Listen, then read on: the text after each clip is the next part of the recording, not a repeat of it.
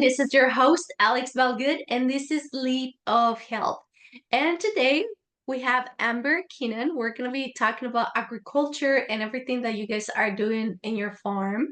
And also, too, she is the creator of Forward to the Basics, and she's going to explain us a little bit about all the things that they do over there. So, and before that, tell us a little bit about your story and how you guys, came up with this concept of agriculture education.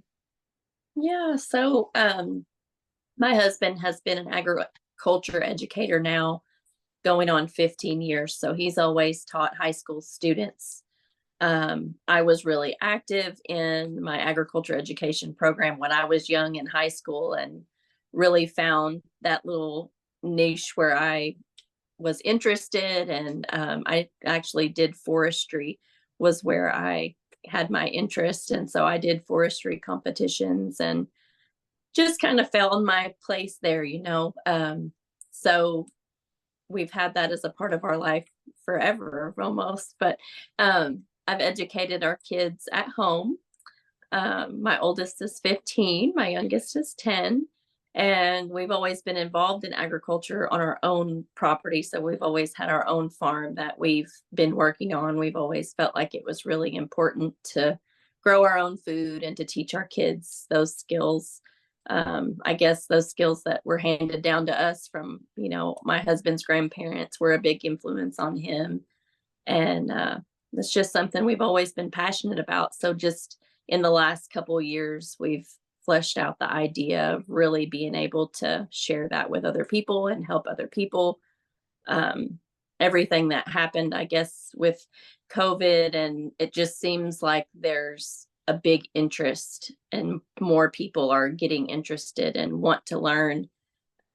People that live in urban areas, even, that don't really have a resource or someone that can teach them. So we love teaching and we love learning, and it just kind of works together.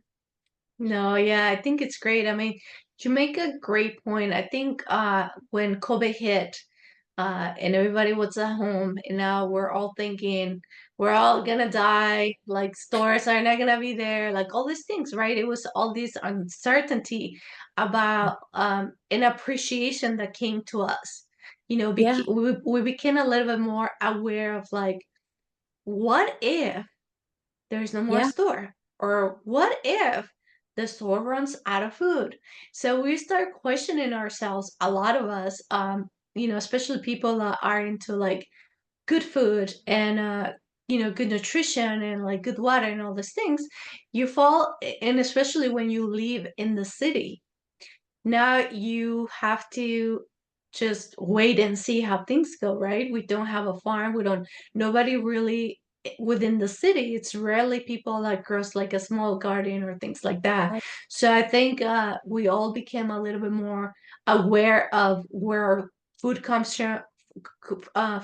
from, and how food gets transported from places to places. Because I think one of the things and problems that we had within COVID with all these lockdowns in different states, it was like, well, people in the middle of our country gets their fruits from, I don't know, California or Oregon. So now it cannot really be transported all the way to the other side of our country. And in a bigger picture, it was more like, well, now we cannot get our goodies from China because those boats are like somewhere in some sea in some part of the world. And I think Right. it really got us to think like, hey, maybe we don't really need all these things that we buy on Amazon, or maybe perhaps we should learn how our food system works, because food doesn't grow in the supermarket. If No. you thought that's how it did, it is not. Sorry Right. to break your bubble right now. Also, too, chickens are not just frozen in the supermarket. They come from Right. somewhere. So Yeah. it's like all these things that yeah, you really make a great point, and like you just really made us think about all these things that happen. Whether it was COVID or something else, that it make you realize how important it's our food and how important it's for just those skills that you mentioned, you're passing those skills down to your younger generation, in this case your kids. But what about all of us that live in the city and have like never been in a farm? Yeah. It's kind of crazy just to think about that, because that's, as your uh, concept is, forward to the basics. Yeah, our most basic need, food. And too many people, like you say, have no idea the process that it takes to get the food on their plate. And another thing that I think is a huge area that education is needed is just what actually is good food, what is nutritious food, and learning how to garden and learning how to grow your own food kind of teaches people that, because you don't grow cereal in a box or macaroni and cheese. It's vegetables and meat. It's the basics. The very basics are the types of foods that we should be eating, and not something with 50 ingredients that was made in a factory somewhere. And those are the things that we're not going to be able to get anyway during crisis situations. You need to be able to provide for yourself the basics. And I think um we are blessed to live where we live and do have a farm, but even in urban areas, I think that yards are not being utilized. I think people really could do more than they think if they would just, have a little interest. And we're seeing that. We're seeing the interest. So it's just a matter of connecting people that want to learn, and people who are willing to teach. Mm-hmm. No, yeah, it's so true, because now what's it called, community gardens within the city, Mhm. rooftop gardens are popping out. So there's people has become curious of like, how can we do this? Because honestly, if you have never grown or try to do a small garden in your backyard or front yard or whatever, you have some Yeah. space, it's very rewarding. And Mhm. also too, you might think like that's not enough to fit me. Believe me, I had a small garden a few years back, and the amount of food that we will pick from this small garden, it was like we couldn't eat it fast enough, literally. Yeah. Yeah. It's really surprising the amount of food that you can grow in just a small space if you do it wisely, and how many people have grass growing in their yard that, what is that grass, providing? Nothing. And or landscaping or bushes or trees, or it's just, there's simple solutions and ways to incorporate growing food into your environment that make it pretty easy, Hmm. for sure. And not just that, imagine if we can all have a small garden to grow one thing. If you can just tell two, three, four of your neighbors, like, hey, why don't you just grow tomatoes? I grow cucumbers. He has a fruit tree, and this one can do this, and like Yeah. you'll have food for like ever. And it's just I mean, I love food, so Same. I think, yeah, and good food too. Like, um, Yes. I've been eating organically food for a long time, and just learning why organic, it's so important. It's something that also too, I feel like we all need to get a little bit more educated and just see the difference. Can you tell us a little bit about that? Why is it different from organically grown and conventionally grown? Because people might be like, well, it looks the same. It's probably the Sure. same. I'm just gonna buy the same. Yeah, well, I guess that you think about conventionally grown, you think about your commodity crops, which are like grown in big bulk. You've got your grains that are grown on such a large scale. They're going to be, I don't know, in order to grow that much, it's a totally different situation than what it is when you're growing organically. You're working more with your environment. You're not putting as much on there that is unnatural, the chemical fertilizers. It's just a different way of doing things that is more in tune with what is natural processes that happen on our planet. You've got the decomposition, you've got natural fertilizer.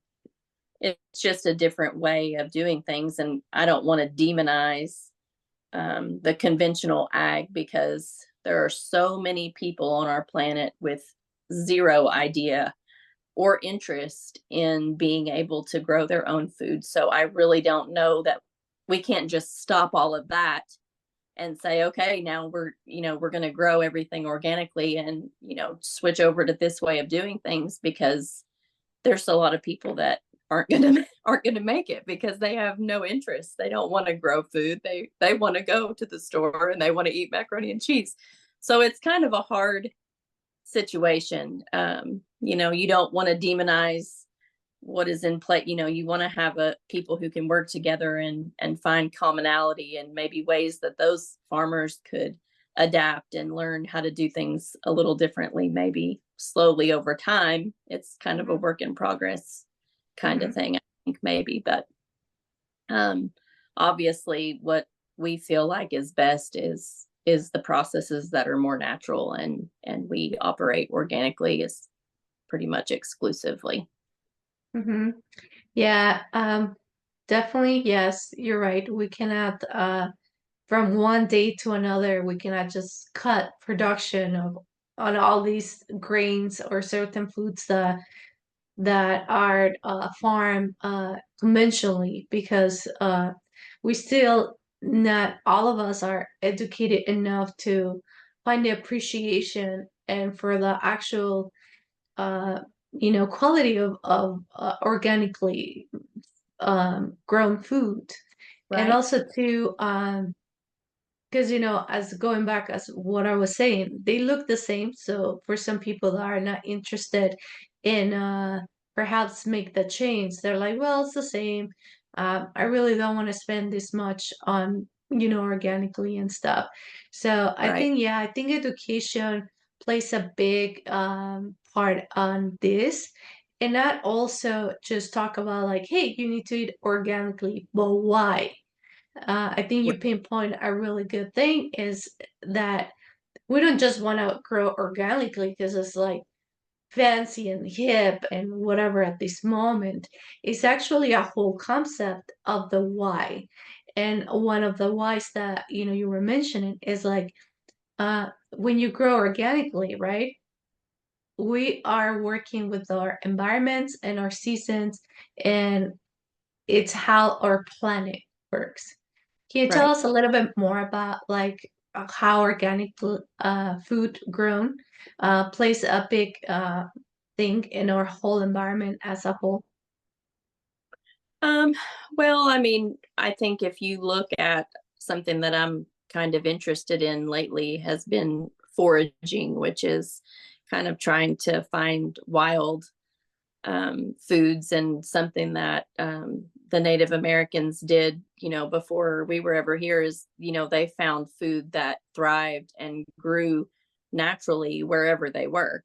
And that's different in all the different areas. You go to different places and you start paying attention to the plants and animals, and they're different. And the plants and animals that are in a certain place are native to that place, just like the people were. And I think people moved and have moved all over the world over time, and they've brought seeds and they've brought animals, and so it's all a big mixing pot. But I think working with your environment, and specifically where you are, finding the plants that work best in those specific conditions, and it takes some research, um, and learning about which plants, and a lot of experimentation. Sometimes it's these plants died and these plants didn't, but just finding the plants and animals that work the best in your environment are going to be the most productive for your energy and your time, always. And that's just Hmm. nature. That's what happens naturally. You just have to pay attention. Yeah, for sure. And as you mentioned, finding those animals and plants that work together, as well as flowers. Do Yes. you implement that too? Like, Tell us a little bit how like sunflowers match really well with some vegetables, because I feel too when people are gardening, we forget about the whole thing. We're like, I'm just gonna do these tomatoes and this and this and this, and then the Right. next thing you see is like all your tomatoes are gone because someone ate them, and it was Right. not you. It's called companion planting. And one of the oldest forms of that is something that the Native Americans practiced. It was the Three Sisters method. So they would grow a corn plant that was, big and tall, and then they would have a bean that then grew up the corn. And then underneath, they would have squash. So the squash is kind of a ground cover, which keeps the weeds out. So those three plants work really, really well together. And they all are providing something, and the flowers are help for the pollinators. You've got to have pollinators.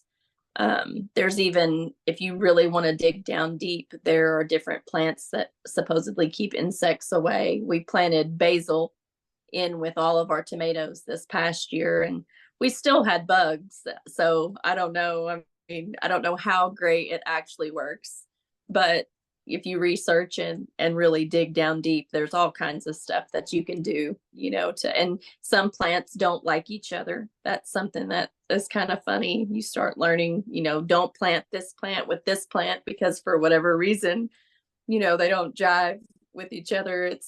It's all very, very interesting if you dig in and start learning. And there's a million things that I still need to learn. So it's a constant learning process of trial and error and reading the experience of others, but it's really amazing. Yeah, no, nature is definitely fascinating. It is. What I've never heard that. Like, so what are some of the plants that you have encountered that kind of like don't like each other? I would have to pull something up. I swear I have so much information floating around up here. It seems like maybe carrots, um, and potatoes, and there are different families of plants also. And so that we actually have a book that we haven't really made it all the way through it yet, but it talks about the families of plants and how if you don't know all of the idea of all the specific plants, you can look at the characteristics and you can say, okay, this is this family. And that helps you to know kind of what Goes family with what? general group it is. Yeah. So, I mean, like squashes and they're real prone to squash bugs. So you put them in different places each year. So if you grow them in the same place every year, then those insects grow and they get a bigger population and it's more of a problem. So you just have to be thoughtful. Ducks are a good strategy to get rid of squash bugs. They like to eat the squash bugs and they don't eat your squash. So there's lots of little things that you can do to deal with nature. And we do a lot of bug squishing. We give the kids, they can go out and collect the worms that get on the tomatoes and they get a nickel for every worm that they find. And that's like not that much money, but they think it's a big deal. And you So get rid of your worms. yeah. Yeah. No, So that's great. there's so much to learn. Like I said, I feel like I've just scratched the surface and have so much to learn, but it's all very interesting to dig into for sure. Yeah. And it's also just amazing. It's fun. It's something that it's kind of like in our DNA. All of our ancestors did this. Like they grew their own food because there was not a supermarket until Mhm. our modern societies. People Yep. knew their butchers and they knew the farmers and all these people that made things. Like you knew them because there Right. was not a supermarket. There was actually a farmer's market when everybody brought what they did and sell it to the community or share it. So I think just, I'm not saying we all need to go back and do that. I do think that technology has done amazing things for humanity in a lot of aspects, but I think when it comes to our food, still being connected to it and just being curious about certain things, whether it's having a garden or see how things grow, or even if you don't like that part, but maybe perhaps start going to a farmer's market and talk to those people and see where they're getting their I don't know, their meats, or, how far is your food coming to you? I think also that's super important. And why not? Like, this is part of us. And Yes. and remember, as COVID, the pandemic taught us, is that there's no farmers, there's no food, and there's no supermarket, and we all get shut down. What are we gonna do? Are you just gonna eat canned food? Because that eventually will run out. Right. All this packaged food eventually, even with all these processed preservatives, it, they will be out of stock in things. And Mhm. I might be sounding a little bit dramatic, but who knows? Like global warming, or even if you don't believe that, but just the change of seasons that happen in different parts of the world now, I think Right. they do impact our world and our farming system. Yeah, absolutely. And I think if there was any lesson that was learned with all of that, was such a uncertain time, I think, for all of us, but that your local community needs to have the things that you need. We don't need to be trying to get all of our goods from China. We don't need to even try to, across the country, because things that we've gotten used to, the cheap fossil fuel and all of the transportation of food that is grown and transported all over the place, it's really not the best idea. It's not the most wise use of our resources. And it's really smarter if we can try to find local solutions Hmm. to everything that we need. And even trades, like skilled trades that everyone used to have, a blacksmith or a carpenter. And there's just too many people that have no idea how to do anything anymore. And it's scary. It's hard when you've got a population of people who don't have hard skills to Hmm. be able to provide for anything that they need. Yeah, at all. Like, we're talking a little bit off camera about the skills that you teach your kids. And to me, it's so valuable because for all the parents listening, what are the skills that are you teaching your kids? Are you letting the school teach your kids certain skills? I'm sure school, I went to school, I went to public school, and I Yeah. learned all these things, and I think it's awesome. It's good for community and things like that. And if you want to become a doctor or an engineer, all these things are great.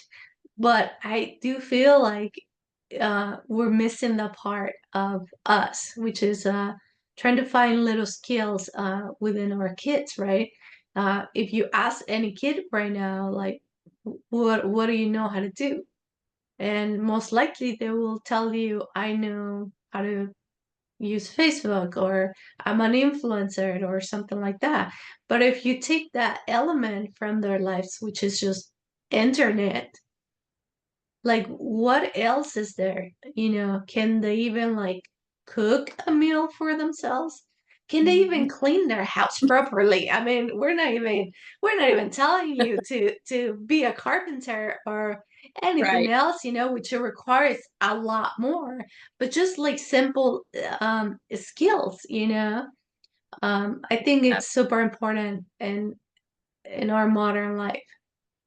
Yeah, for sure. And I think back to when my kids were little, and you just start small. I started, they would help me fold the washcloths, and kids think it is so fun to do those type of things. They enjoy. I just remember my kids, they loved it. They loved being included. They loved learning those things, and jobs that I could have done a lot faster probably if I hadn't included them, whether it was in the kitchen or with chores around the house or, in the garden.